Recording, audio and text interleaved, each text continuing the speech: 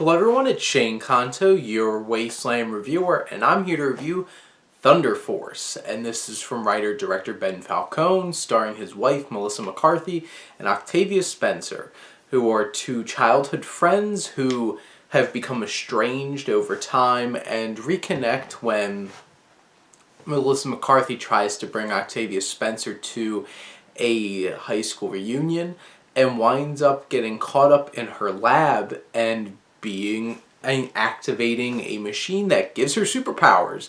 And the two of them become superpowered duo Thunder Force. And they must fight the miscreants, who are a bunch of powered villains. And you have this group played by Pom Clementif, Jason Bateman, and you have Bobby Cannavale.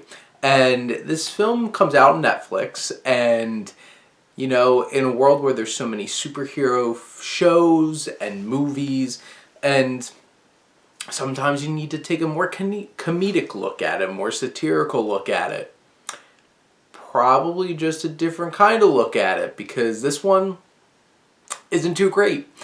And going into this movie, I'm like, oh, I wonder how much we're going to see Melissa McCarthy flip-flop around. And I was only joking. And then you see her flip-flop around, and you're just like, maybe I shouldn't have been joking. It's such low-hanging fruit at this point to have physical gags of her just like flopping around, because, you know, she's plus size, and a lot of the humor in this film doesn't really hit. It's like Melissa McCarthy's playing one of those characters that's just extremely unlikable, and like, I didn't really laugh at anything she said. Octavia Spencer's very much the straight woman, and even when she has her like little laughs, they don't really hit either.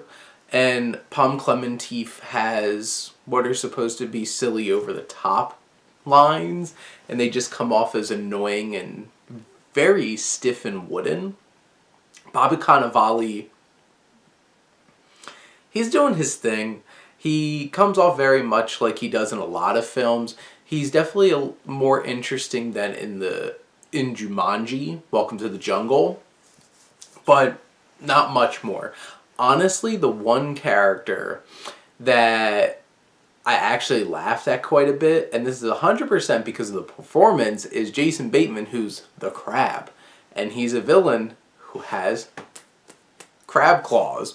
And it's just Jason Bateman being himself and being snarky and on a different frequency of humor here that is actually funny and works, but also feels really out of place compared to everybody else.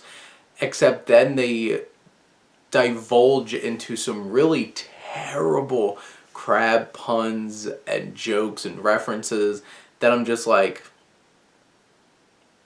terrible. There's a lot of jokes, like there's a running gag about Melissa McCarthy eating raw chicken, and it's so gross and makes her come off so awful, and is really very depreciating, because like the whole entire time she's like, I'm a monster, blah, blah, blah. And it's just like,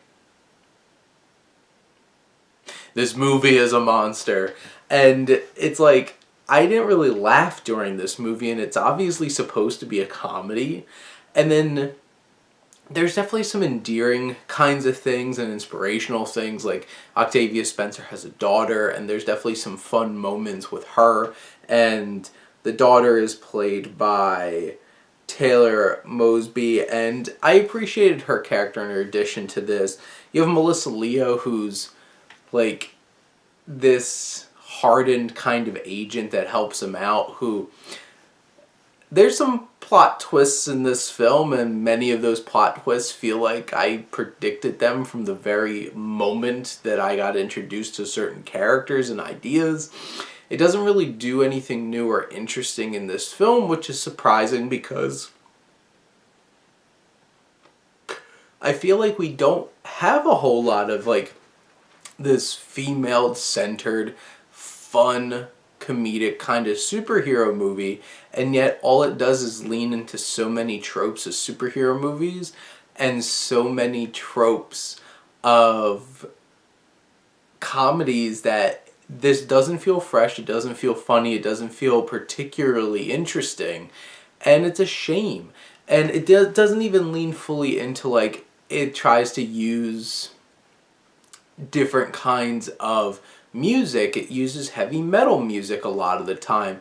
And of course, they made a theme song for the film with like Corey Taylor and Lizzie Hale and a whole bunch of people, and like they don't use it until the credits fully. And they missed out on that opportunity to really infuse this movie with that heavy metal feel, because this film feels very bland and blah and doesn't really have a whole lot of personality to it. It feels very much like a Ben Falcone film, which doesn't really feel like anything. And that's a shame. It doesn't really have any particular kind of style. And in the end, I feel like this film is extremely disposable, extremely just easy to take in, which could be a good thing. And if you just want to have a throw on a Netflix movie, not have to pay attention too closely to it, and just let it go, you got yourself a movie right here with Thunder Force. If you wanted anything else or interesting or compelling or something new and fresh, you're not really getting that with this film. And I was hoping for that and was quite disappointed.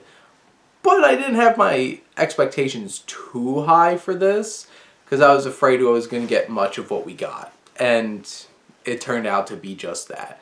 This is a comedy that isn't very clever or doesn't do anything new and really leans into cheesy or just tropey kinds of laughs and some awkward, gross out humor and some bad physical comedy.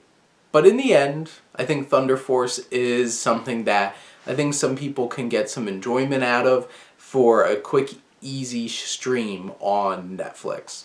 But those are my thoughts on Thunder Force. Let me know what you think, and let's talk some movies. But thank you as always for tuning in and supporting your Wasteland reviewer.